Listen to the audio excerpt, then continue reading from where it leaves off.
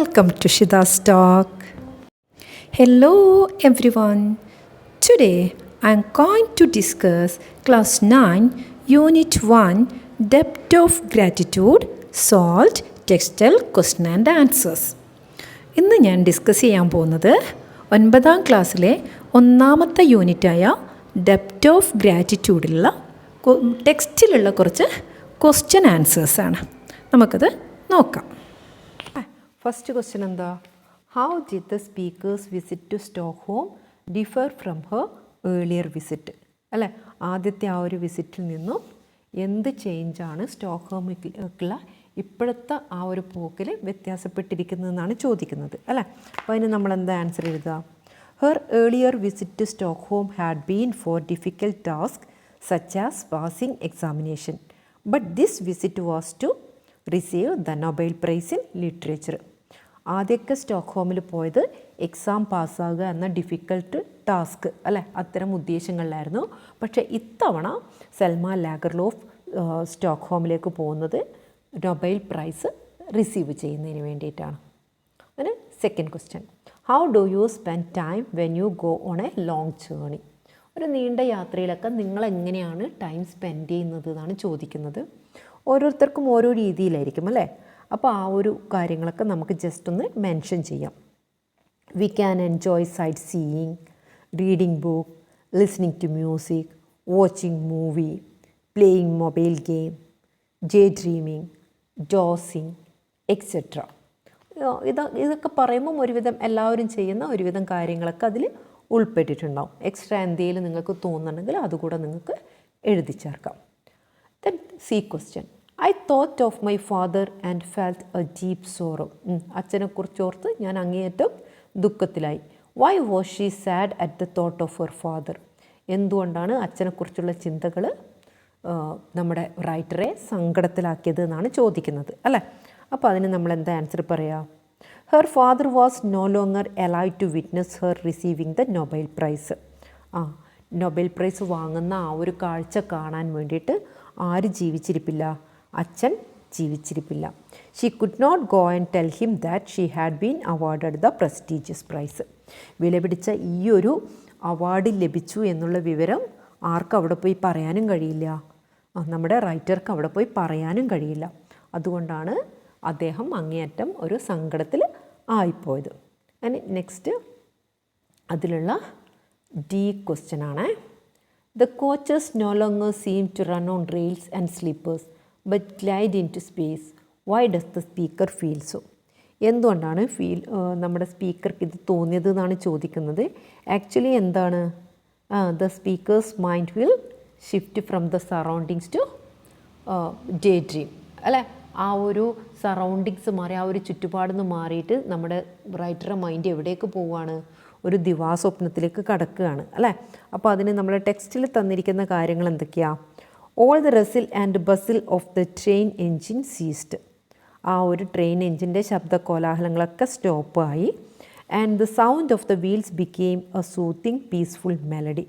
ഇപ്പോൾ ആ ഒരു വീലിൻ്റെ, ആ ഒരു ട്രെയിനിൻ്റെ വീലിൻ്റെ സൗണ്ടൊക്കെ വളരെ സ്മൂത്തിങ്ങും പീസ്ഫുള്ളൊക്കെ ആയി ഒരു നല്ലൊരു മെലഡി പോലെയാണ് ഉള്ളത്. So the train seem to glide in to space. അതുകൊണ്ടാണ് ആ ട്രെയിന് ശൂന്യാകാശത്ത് പറക്കുന്നത് പോലെ ആർക്ക് തോന്നിയത്?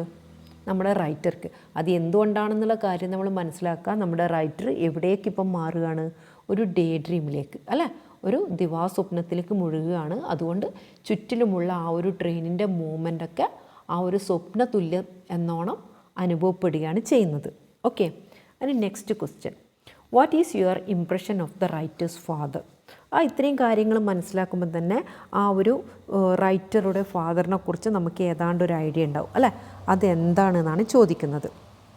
When we hear about author's father we get the impression that he was a loving and caring father.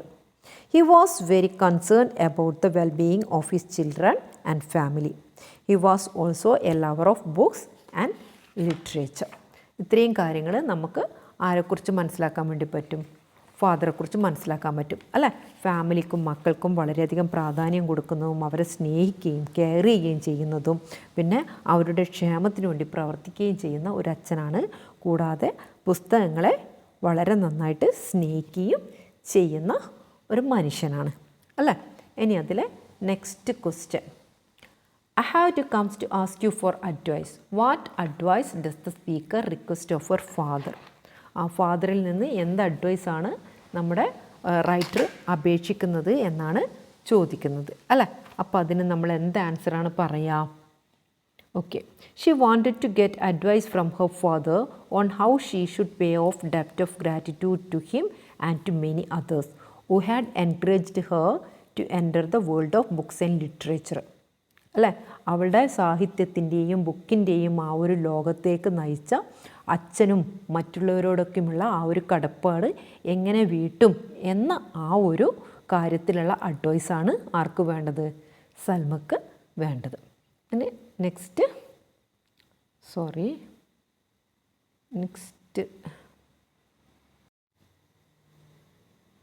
Okay, next G question. A look of wonder will come into his eyes.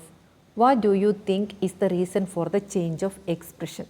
അല്ലേ, ആ ഒരു a look of wonder will come in to his eyes, അദ്ദേഹത്തിൻ്റെ കണ്ണുകളിൽ ആ ഒരു അത്ഭുതം വന്നു അല്ലേ. അപ്പോൾ അദ്ദേഹത്തിൻ്റെ ആ ഒരു എക്സ്പ്രഷൻ ഉള്ള ആ ഒരു മാറ്റത്തിനുള്ള കാരണം എന്താണെന്നാണ് ചോദിക്കുന്നത്. The daughter tells the father that she is not in ഡെപ്റ്റ് for money but she owes gratitude for being introduced to reading books and listening to music. When he hears this, a look of wonder comes into his eyes. അപ്പോൾ മകൾ അച്ഛനോട് പറയാണ് അല്ലേ, she is not ഡെപ്റ്റ് for money, പണമല്ല ഞാൻ കടപ്പെട്ടിരിക്കുന്നത്, but she owes gratitude for being introduced to reading books അല്ലേ. ആ ബുക്ക് വായിക്കാൻ പരിചയപ്പെടുത്തിയ ആൾക്കാരോടുള്ളതും പിന്നെ ലിസണിങ് ടു മ്യൂസിക് ശ്രദ്ധിക്കാനും and when he hears this a book, ഈ ഒരു കാര്യങ്ങളൊക്കെ ചെയ്യാൻ എന്നെ പ്രേരിപ്പിച്ച ആൾക്കാരോടുള്ള ആ ഒരു കടപ്പാടാണ് ആർക്ക് വീട്ടാനുള്ളത്? നമ്മുടെ സ്പീക്കർക്ക് വീട്ടാനുള്ളത്. ഈ ഒരു കാര്യം കേട്ടപ്പോഴാണ് അദ്ദേഹത്തിൻ്റെ കണ്ണുകളിൽ ആ ഒരു അത്ഭുതം നിറഞ്ഞു വന്നത്. Okay, and next question, do you think there is poetry in hard rocks and black forest? State reason. ഇതിലൊക്കെ പോയട്രി ഉണ്ടെന്ന് നിങ്ങൾക്ക് തോന്നുന്നുണ്ടോ?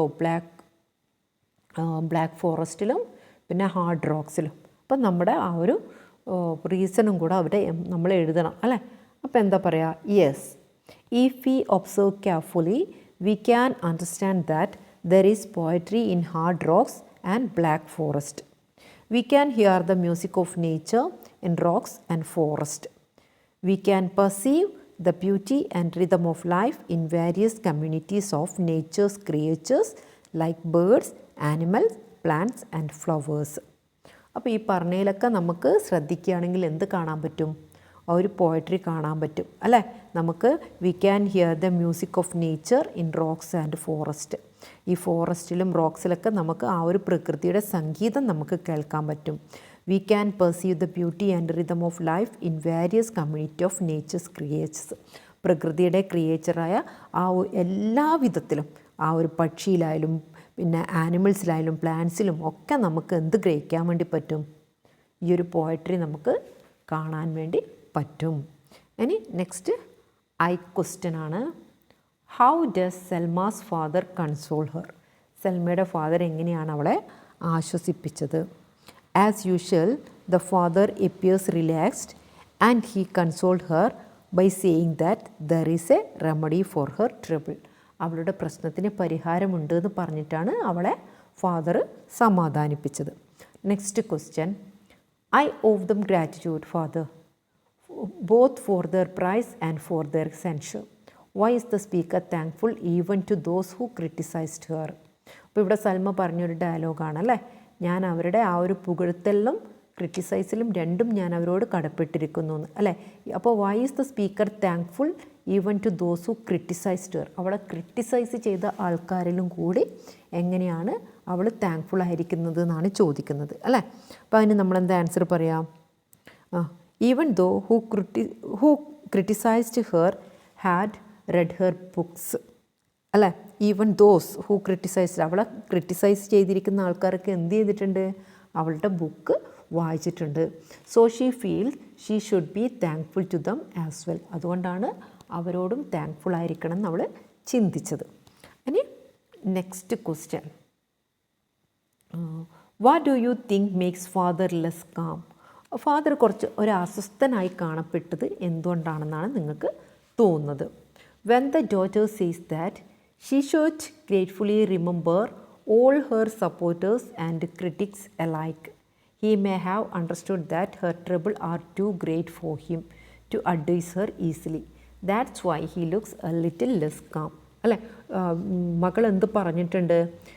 She should gratefully remember all her supporters and critics alike. അവളുടെ എല്ലാ സപ്പോർട്ടേഴ്സിനെയും ക്രിറ്റിക്കിനെയും എല്ലാവരുടെയും അവൾ എന്ത് ചെയ്യാണ്? ഓർക്കുകയാണ് അല്ലേ. He may have understand that the trouble are too great for him to advise her easily. അപ്പോഴാണ് അച്ഛനെന്ത് മനസ്സിലായത്?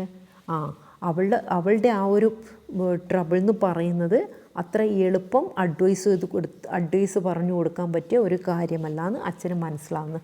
അതുകൊണ്ടാണ് അച്ഛനെ എങ്ങനെ കാണപ്പെട്ടത്? ലിറ്റിൽ ലെസ് കാം എന്ന രീതിയിൽ കുറച്ച് അസ്വസ്ഥനായിട്ട് കാണപ്പെട്ടത്. ഇനി next question, how did her friends and readers contribute to Selma Lagerlof's journey to the Nobel prize? Selma ലാഗർലോഫിനെ എങ്ങനെയാണ് ഫ്രണ്ട്സും മറ്റുള്ള റീഡേഴ്സും ഒക്കെ എന്ത് സംഭാവനയാണ് ഈ ഒരു നോബൽ പ്രൈസിലേക്ക് എത്തുന്നതിൽ നൽകിയത് എന്നാണ് ചോദിക്കുന്നത് അല്ലേ. Her readers promoted her books and wrote about her. അവളുടെ റീഡേഴ്സ് അവളുടെ ബുക്കുകൾ പ്രൊമോട്ട് ചെയ്യുകയും കൂടാതെ അവളെക്കുറിച്ച് എഴുതുകയും ചെയ്തു. Those in foreign countries worked for her. അവർ വിദേശ രാജ്യങ്ങളിൽ പോലും അവൾക്ക് വേണ്ടി വർക്ക് ചെയ്തു.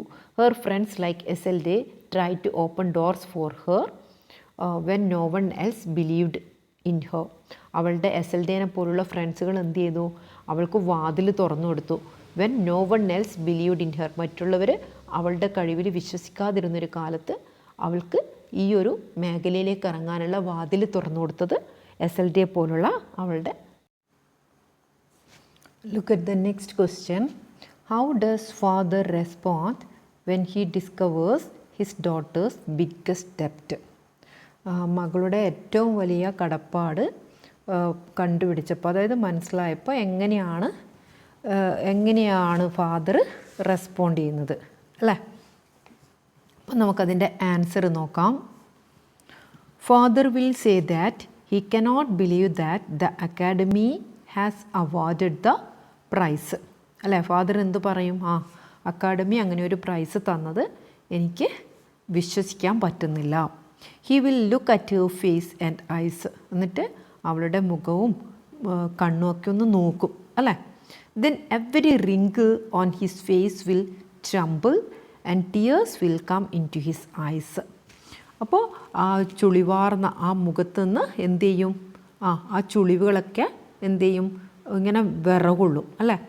And tears will come in to his eyes. കണ്ണിൽ നിന്നും കണ്ണുനീര് വരികയും ചെയ്യും. അങ്ങനെയാണ് സൽമ ആ ഒരു സ്പീച്ചിൽ പറയുന്നത് അല്ലേ. Okay, then next question, how shall I repay this ഡെപ്റ്റ്? What does Salma mean by this? ഞാൻ എങ്ങനെയാണ് ഈ കടമ അല്ലെങ്കിൽ ഈ കടപ്പാട് ഞാൻ എങ്ങനെ വീട്ടും? എന്താണ് what does Salma mean by this?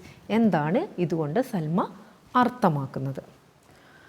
അപ്പോൾ എന്താ ആൻസർ എന്താ?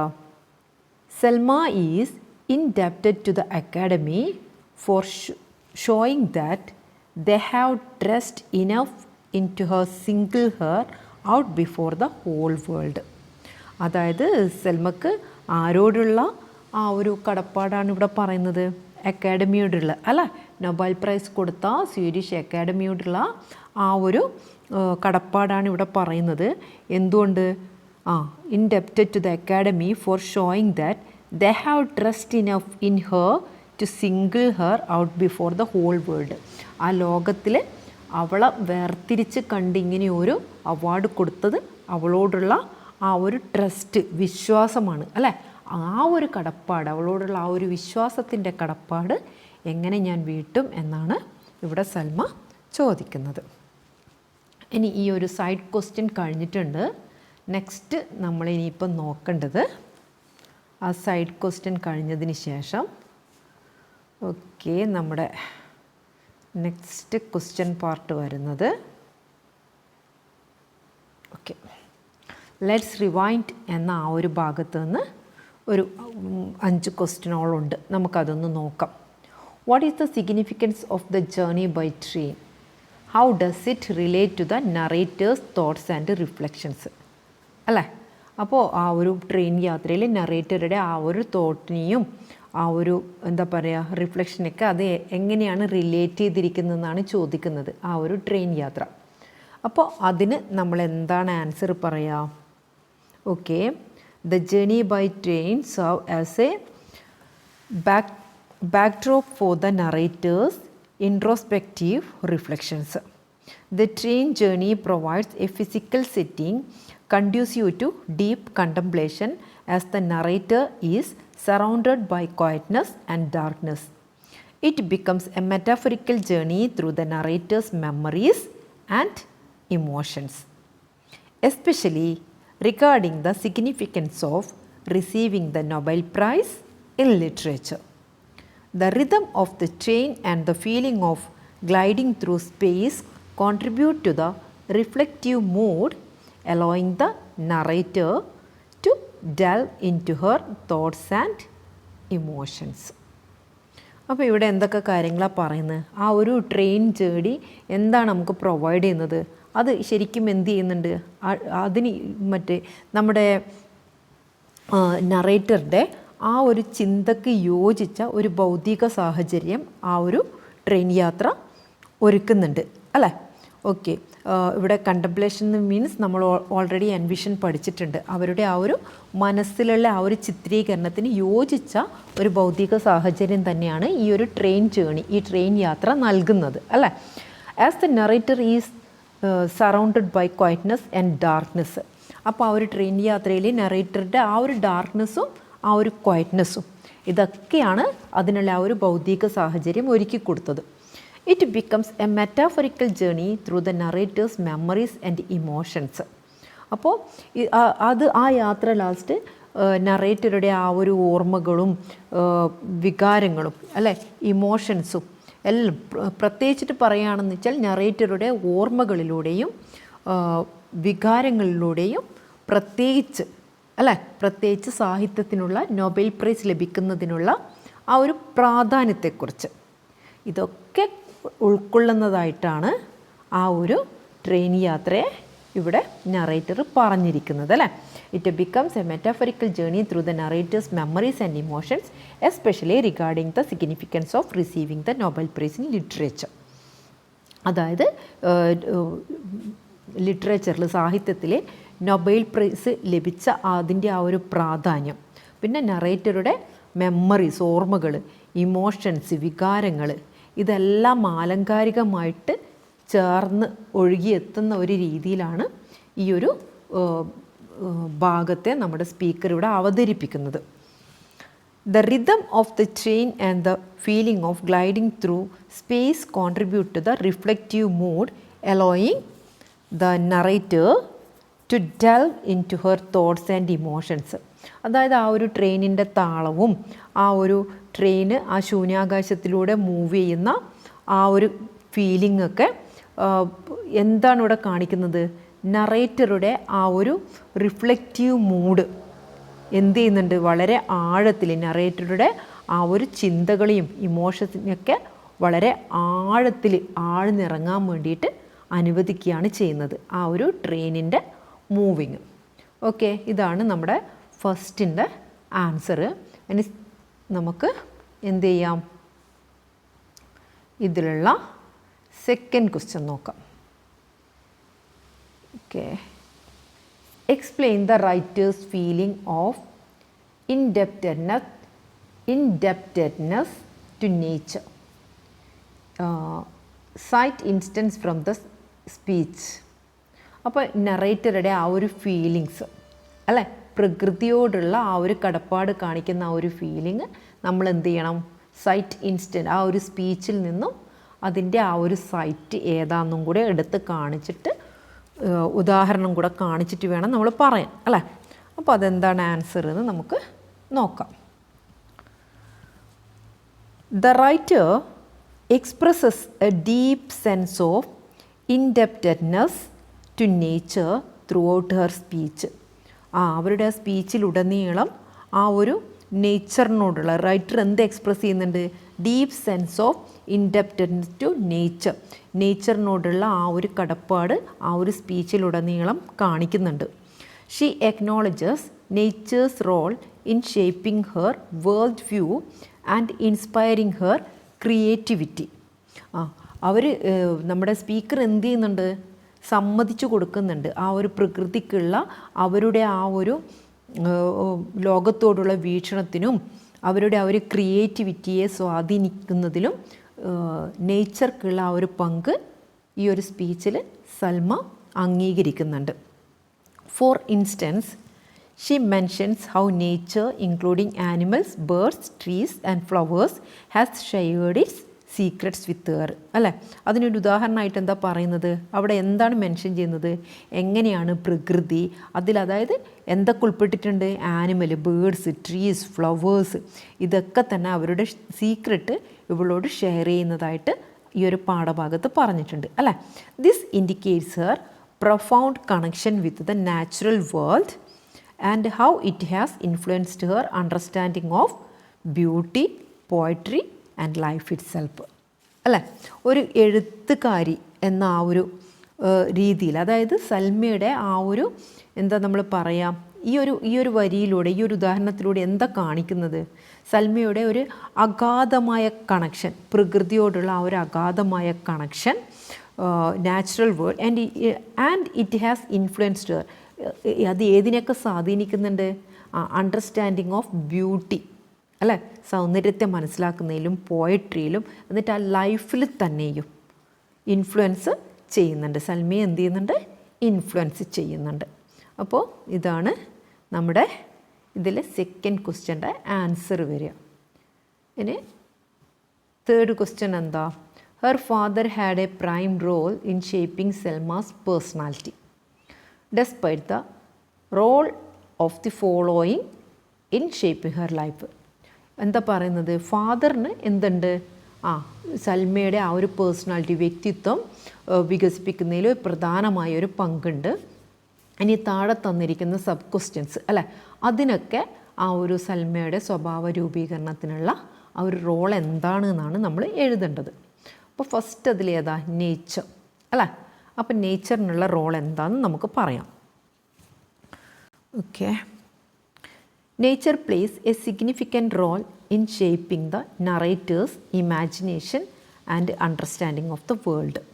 നേച്ചർ എന്ത് ചെയ്യുന്നുണ്ട്? ഒരു പ്രധാനപ്പെട്ട ഒരു റോള് വഹിക്കുന്നുണ്ട്. എന്തിനു വേണ്ടിയിട്ട്? Shaping the narrator's imagination. നമ്മുടെ നറേറ്ററുടെ സൽമയുടെ ആ ഒരു ഇമാജിനേഷനും അണ്ടർസ്റ്റാൻഡിങ് ഓഫ് ദ വേൾഡ്, ലോകത്തെ മനസ്സിലാക്കുന്നതിലും നേച്ചർ ഒരു പ്രധാന പങ്ക് വഹിക്കുന്നുണ്ട്. She expresses gratitude for the lessons she has learned from the natural world. അല്ലേ? ഈ പ്രകൃതിയിൽ നിന്നും പഠിച്ച പാഠങ്ങൾക്ക് അവൾ എന്ത് ചെയ്യുന്നുണ്ട്? അവളുടെ നന്ദി രേഖപ്പെടുത്തുന്നുണ്ട്.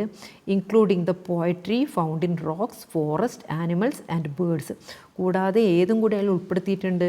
ഇൻക്ലൂഡിങ് ദ പോയട്രി, അതായത് റോക്സിൽ നിന്നും ഫോറസ്റ്റിൽ നിന്നും ആനിമൽസിൽ നിന്നും ബേർഡ്സിൽ നിന്നൊക്കെ അവൾക്ക് എന്ത് കണ്ടെത്താൻ പറ്റിയിട്ടുണ്ട്?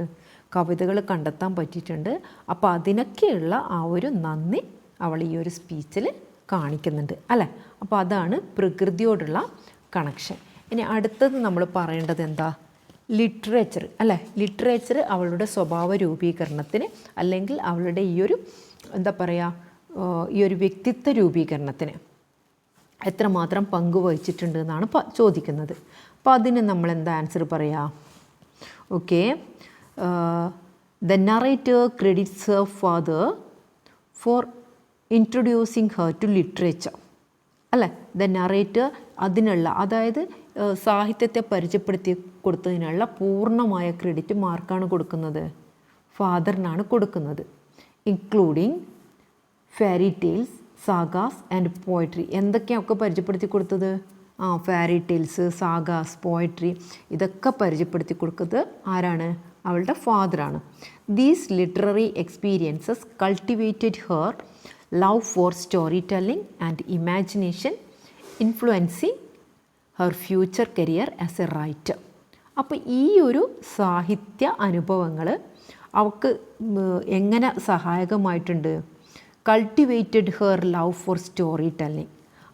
ഈ ഒരു സ്റ്റോറി ടെല്ലിങ്ങിനും അവളുടെ ആ ഒരു ഇമാജിനേഷനും പിന്നെ influencing her future career as a writer, ഒരു റൈറ്റർ എന്ന രീതിയിൽ അവളുടെ ആ ഒരു ഫ്യൂച്ചർ കരിയർ അത് വളർത്തിയെടുക്കുന്നത്, അതിനെ നട്ടു വളർത്താൻ ഈ ഘടകങ്ങൾ സ്വാധീനിച്ചിട്ടുണ്ട് എന്നാണ് പറയുന്നത്. Next art. Okay, while art is not explicitly mentioned in the speech. ഇവിടെ ആർട്ടിനെ കുറിച്ചിട്ട് എന്ത് ചെയ്തിട്ടില്ല ഈ സ്പീച്ചിൽ, അങ്ങനെ വിശദമായിട്ടൊന്നും പറഞ്ഞിട്ടില്ല. It can be inferred that the narrator's exposure to various forms of art would have contributed to her creative development and world view. അപ്പോൾ ആർട്ട് വിവിധ കലാരൂപങ്ങളോടുള്ള നറേറ്ററുടെ സമ്പർക്കം അവളുടെ സൃഷ്ടിപരമായ വികാസത്തിനും ലോകവീക്ഷണത്തിനും സഹായമായിട്ടുണ്ട് എന്ന് അനുമാനിക്കാം എന്നാണ് നമുക്ക് എഴുതാൻ പറ്റുക, അല്ലേ? അല്ലാതെ കൂടുതലായിട്ട് ആർട്ടിനെ കുറിച്ചിട്ട് അതിൽ പറഞ്ഞിട്ടൊന്നുമില്ല. ഓക്കെ, നെക്സ്റ്റ് അതിലേതാ? ഫ്രണ്ട്സ് ആൻഡ് ഫാമിലി, അല്ലേ? ഫ്രണ്ട്സ് ആൻഡ് ഫാമിലിക്കുള്ള ആ ഒരു role. The narrator acknowledges the support and influence of her friends and family, especially her father and mother, അല്ലേ? നറേറ്റർ എന്ത് സമ്മതിക്കുന്നുണ്ട്? The support and influence of her ഫ്രണ്ട്സിൻ്റെയും ഫാമിലിയുടെയും പ്രത്യേകിച്ച് അച്ഛൻ്റെയും അമ്മയുടെയും ആ ഒരു സ്വാധീനവും സപ്പോർട്ടും നറേറ്റർ സമ്മതിച്ചു കൊടുക്കുക തന്നെ ചെയ്യുന്നുണ്ട്. Their encouragement and love have played a crucial role shaping her identity and nurturing her talent. അപ്പോൾ അവരുടെ ആ ഒരു എൻകറേജ്മെൻറ്റും സ്നേഹവും ഒക്കെ എന്ത് ചെയ്തിട്ടുണ്ട്? വളരെ നിർണായകമായ ഒരു സ്ഥാനം വഹിച്ചിട്ടുണ്ട്. അതായത് നറേറ്ററുടെ ആ ഒരു ഐഡൻറ്റിറ്റിയും അവരുടെ ആ ടാലൻറ്റും പരിപോഷിപ്പിക്കുന്നതിന് വളരെ നിർണായകമായ ഒരു സ്ഥാനം വഹിക്കാൻ ഇവർക്ക് കഴിഞ്ഞിട്ടുണ്ട്, അല്ലേ? ഈ ഫ്രണ്ട്സിനും ഫാമിലിക്കും. Next reader. അടുത്ത നമ്മൾ എഴുതേണ്ടത് റീഡേഴ്സിൻ്റെ റോളാണ്. നമുക്ക് നോക്കാം, റീഡേഴ്സിൻ്റെ റോൾ നോക്കാം. The narrator expresses gratitude towards her readers, recognizing their role in her success as a writer. അല്ലേ? നറേറ്റർ എന്ത് ചെയ്യുന്നുണ്ട്? അവരോടുള്ള ആ ഒരു നന്ദി രേഖപ്പെടുത്തുന്നുണ്ട്. Towards her readers, recognizing their role in her success as a writer. ഒരു റൈറ്റർ എന്ന രീതിയിലുള്ള അവരുടെ വിജയത്തിന് ഈ റീഡേഴ്സിൻ്റെ റോളും നറേറ്റർ എന്ത് ചെയ്യുന്നുണ്ട്? മനസ്സിലാക്കുകയും അതിനുള്ള നന്ദി രേഖപ്പെടുത്തുകയും ചെയ്യുന്നുണ്ട്. Their interest and appreciation for her work motivate and inspire her to continue writing. അവരുടെ റീഡേഴ്സിൻ്റെ ആ ഒരു ഇൻട്രസ്റ്റും ആ ഒരു എപ്രീസിയേഷനും അവർക്ക് സൽമക്ക് അവരുടെ വർക്കിലൊരു മോട്ടിവേഷനും ഒരു ഇൻസ്പിറേഷനും ആയിരുന്നു. കാരണം വീണ്ടും തുടർന്നും എഴുതുന്നതിന് വേണ്ടിയിട്ടുള്ള ഒരു ഇൻസ്പിറേഷനും കൂടെ ഒരു മോട്ടിവേഷനും ആയിരുന്നു. ആരുടെ സപ്പോർട്ട്? നമ്മുടെ റീഡേഴ്സിൻ്റെ സപ്പോർട്ട്. അപ്പോൾ ഇതാണ് ആ തേർഡിൻ്റെ ആൻസർ വരിക. ഓക്കെ, അങ്ങനെ നമുക്ക് നെക്സ്റ്റ് എന്താണ് അതിലുള്ള ആ ഒരു ഫോർത്ത് ക്വസ്റ്റ്യൻ, അല്ലേ? നമുക്ക് ആ ഫോർത്ത് ക്വസ്റ്റ്യൻ ഒന്ന് നോക്കാം. How does Salma express her gratitude? അല്ലേ, സൽമ എങ്ങനെയാണ് അവളുടെ നന്ദി എക്സ്പ്രസ് ചെയ്തത്? അതിൻ്റെ ആൻസർ നോക്കാം നമുക്ക്. Selma expresses her gratitude by acknowledging the contributions and influence of various individuals and elements in her life, അല്ലേ?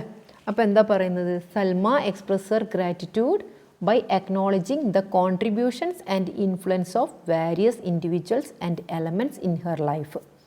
അവളുടെ ലൈഫിൽ ഉണ്ടായ എല്ലാം various elements in her life, അവളുടെ ജീവിതത്തിലുണ്ടായ പല ഘടകങ്ങളും കൂടാതെ അവൾക്ക് ഒരുപാട് ഇതിനു വേണ്ടിയിട്ട് അവളെ സ്വാധീനിക്കുകയും ഇതിനു വേണ്ടി സംഭാവനകൾ കൊടുത്ത പല വ്യക്തികളെയും അവൾ എന്ത് ചെയ്യുന്നുണ്ട്? അവൾ നന്ദിയോടെ ഓർക്കുന്നുണ്ട്. അവരോടുള്ള ആ ഒരു നന്ദി അവൾ രേഖപ്പെടുത്തുന്നുണ്ട്. ഷീ റിഫ്ലെക്ട്സ് ഓൺ ഹെർ ഡെപ്റ്റ് to her father, family, friends, nature, literature, art and readers, അല്ലേ? ഇവരോടൊക്കെയുള്ള നന്ദി അവൾ എന്ത് ചെയ്യുന്നുണ്ട്? പ്രതിഫലിപ്പിക്കുന്നുണ്ട്. emphasizing their roles in shaping her identity and career as a writer. അപ്പോൾ എന്താ പറയുന്നത്, ഒരു റൈറ്റർ എന്ന രീതിയിൽ അല്ലേ, ഒരു അവളുടെ ആ ഒരു ഐഡൻറ്റിറ്റി ഉണ്ടാക്കുന്നതിലും ഒരു റൈറ്റർ എന്ന ഒരു കരിയറിലും ഇവർക്കൊക്കെയുള്ള റോള് എന്താണെന്ന് അവളതിൽ ഊന്നി പറയുന്നുണ്ട്. Additionally she express her appreciation for the honor bestowed upon her by the Swedish Academy, recognizing it as a significant milestone in her life. കൂടാതെ അതിൽ കൂടുതലായിട്ട് വേറെ എന്താ പറയുന്നത്, she express her appreciation for the honour bestowed upon her by the Swedish Academy. ആ Swedish Academy അവർ നൽകിയ ആ ഒരു ബഹുമതിയോടുള്ള ആ ഒരു നന്ദിയും അവരോടുള്ള ആ ഒരു എപ്രീസിയേഷനും പുകഴ്ത്തലും ഇതിൽ കൃത്യമായിട്ട് സൽമ പ്രതിപാദിക്കുന്നുണ്ട്. Recognizing it as a significant milestone in her life. കാരണം അവളുടെ ലൈഫിൽ തന്നെയുള്ള ഒരു മൈൽ സ്റ്റോൺ എന്നാണ് അല്ലെ, അതിൻ്റെ ഒരു പ്രാധാന്യമാണ് അല്ലേ, ആ ഒരു അവാർഡിൻ്റെ പ്രാധാന്യം അവൾ എന്ത് ചെയ്യുന്നുണ്ട്, തിരിച്ചറിയുന്നുണ്ട്. ശരിക്കും അവളുടെ ലൈഫിൽ ഒരു മൈൽ സ്റ്റോൺ തന്നെയാണ് ആ അവാർഡ്. ഓക്കെ, ഇനി നെക്സ്റ്റ് ഫിഫ്ത്ത് ക്വസ്റ്റ്യൻ എന്താണ്? What do you think the speaker means by saying my biggest debt has not yet come? അപ്പോൾ അതിൽ what do you the speaker means by saying, the speaker എന്താണ് ഉദ്ദേശിച്ചത്? My biggest ഡെപ്റ്റ് has not yet come, എൻ്റെ ഏറ്റവും വലിയ ഡെപ്റ്റ് ഇനിയും എത്തിയിട്ടില്ല, ഇനിയും പറഞ്ഞിട്ടില്ല. അത് അച്ഛനോട് പറയുമ്പോൾ ഉണ്ടായിരുന്നൊരു ഡയലോഗാണ് അല്ലേ. അപ്പോൾ അതവിടെ പറയാനുള്ള ആ ഒരു റീസൺ, എന്തുകൊണ്ടാണ് അങ്ങനെ പറഞ്ഞത്, അതെന്താണ് നിങ്ങളങ്ങനെ ചിന്തിക്കുന്നത്, അവൾ പറഞ്ഞതിൻ്റെ ആ ഒരു കാരണം അല്ലേ. മൈ ബിഗ്ഗസ്റ്റ് ഡെപ്റ്റ് ഹാസ് നോട്ട് യെറ്റ് കം, ഇപ്പോഴും എൻ്റെ ഏറ്റവും വലിയ കടപ്പാട് ഞാൻ പറഞ്ഞിട്ടില്ല എന്ന് അവൾ പറയുന്നുണ്ട്. അപ്പോൾ അതിനുള്ള ആൻസർ നമുക്കൊന്ന് നോക്കാം. Fifth one, when the narrator says my biggest ഡെപ്റ്റ് has not yet come, she implies that despite acknowledging her debt to various individuals and elements in her life, അല്ലേ, അതിനേക്കാളൊക്കെ ഉപരിയാണ്, അതായത് ഒരുപാട് അവളുടെ ലൈഫിലുള്ള എല്ലാ ഘടകങ്ങളോടും എല്ലാ വ്യക്തികളോടും ഉള്ള ആ ഒരു ഡെപ്റ്റ് കടബാധ്യത അവൾ എന്ത് ചെയ്യുന്നുണ്ട്, അവൾ പറയുന്നുണ്ട് അല്ലേ. അതിനൊക്കെ ഉപരിയാണ് എന്ത്, ഇനിയിപ്പം അവൾ ഇതുവരെ പറയാൻ പോകുന്ന ആ ഒരു കടപ്പാട്. there are still future challenges and responsibilities awaiting her. അതിൽ അവളുടെ ആ ഒരു ഭാവി വെല്ലുവിളികളും ഉത്തരവാദിത്തങ്ങളും എന്ത് ചെയ്യുന്നുണ്ട്, അവളെ കാത്തിരിക്കുന്നുണ്ട് അല്ലേ. അതായത് ആ ഒരു അവാർഡ്, അതിലാണ് അവൾ അത് ഉദ്ദേശിക്കുന്നത്. ആ ഒരു അവാർഡ് എന്ന് പറഞ്ഞു കഴിഞ്ഞാൽ ഇനിയും ഭാവിയിലും അവൾക്കുള്ള ആ ഒരു വെല്ലുവിളികളും ഉത്തരവാദിത്തങ്ങളും എന്ത് ചെയ്യാണ്, കൂടുന്നുണ്ട് അല്ലേ, അതൊക്കെ അവളെ കാത്തിരിക്കുന്നുണ്ട് എന്നാണ് പറയുന്നത്. This suggest that she anticipate further opportunities to express gratitude, grow as a person and fulfil her obligations both as a writer and as human being.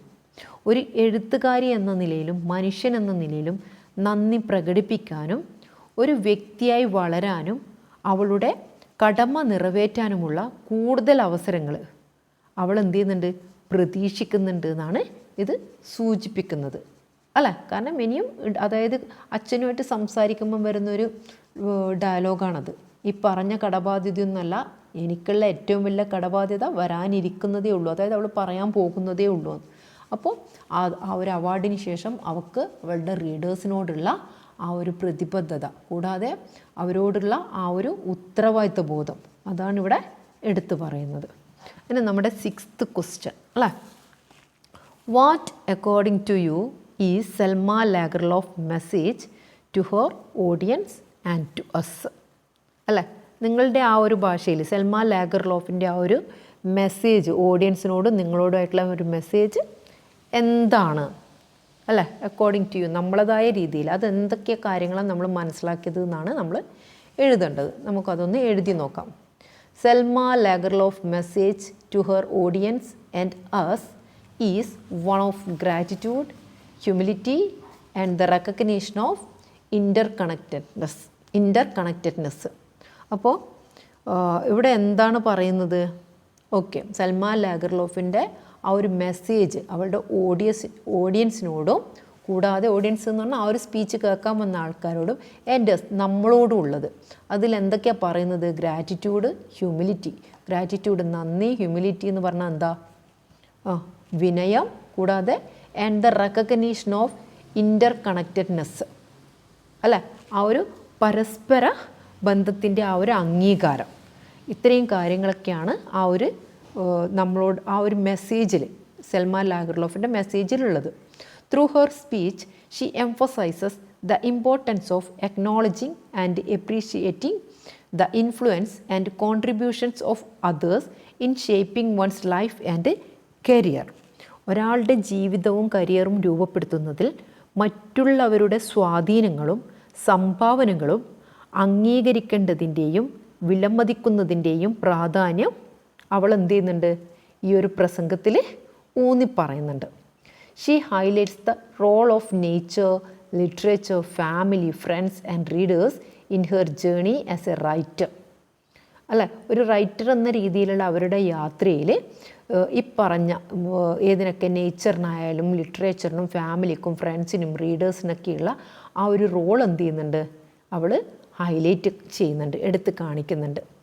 ഇല്ലുസ്ട്രേറ്റിംഗ് the interconnectedness of all these elements എന്ത് ചെയ്യുന്നുണ്ട്? Illustrating the interconnectedness of, ഈ ഒരു element എല്ലാം തമ്മിലുള്ള ആ ഒരു പരസ്പര ബന്ധം വളരെ വ്യക്തമായിട്ട് തന്നെ ഇതിൽ ചിത്രീകരിക്കുന്നുണ്ട്. Additionally her speech reflects her deep sense of humility in the face of receiving prestigious accolades, as well as her commitment to continue learning, growing and expressing gratitude for the opportunities and support she has received. അപ്പോൾ എന്താ പറയുന്നത്? അഭിമാനകരമായ അംഗീകാരങ്ങൾ ലഭിക്കുമ്പോൾ അവളുടെ ആഴത്തിലുള്ള വിനയവും അതുപോലെ തന്നെ തുടർന്നും പഠിക്കാനും വളരാനും അവൾക്ക് ലഭിച്ച അവസരങ്ങൾക്കും പിന്തുണയ്ക്കും നന്ദി പ്രകടിപ്പിക്കുന്നതിനുള്ള അവളുടെ ആ ഒരു പ്രതിബദ്ധത, അത് അവളുടെ ആ ഒരു സംസാരത്തിൽ വളരെ കൃത്യമായി തന്നെ പ്രതിഫലിക്കുന്നുണ്ട്. അതായത് അവളുടെ ആ ഒരു സ്പീച്ചിൽ അല്ലേ, മറ്റുള്ളവരോടുള്ള ആ ഒരു നന്ദി അവൾ പ്രകടിപ്പിക്കേണ്ടതിൻ്റെ ആ ഒരു കടപ്പാടിൻ്റെ ആഴം അത് വളരെ വ്യക്തമായി തന്നെ ഇതിൽ അവൾ ആ സ്പീച്ചിൽ പ്രകടിപ്പിക്കുന്നുണ്ട്. അപ്പോൾ ഇത്രയാണ് ഇതിലെ ആ ഒരു ക്വസ്റ്റ്യാൻസസ് ഉള്ളത്. ഇനി ഇതിലെ ഡിസ്കോഴ്സസ് ഒരു 3 എണ്ണം ഉണ്ടല്ലേ, അത് നമുക്ക് അടുത്ത ഒരു വീഡിയോ ആയിട്ട് ചെയ്യാം. വീഡിയോ ഇഷ്ടമായെങ്കിൽ ലൈക്ക് ചെയ്യുക, ഷെയർ ചെയ്യുക, സബ്സ്ക്രൈബ് ചെയ്യാത്തവർ സബ്സ്ക്രൈബ് ചെയ്യുക, ബെൽ ബട്ടൻ്റെ കാര്യം മറന്നു പോകരുത്.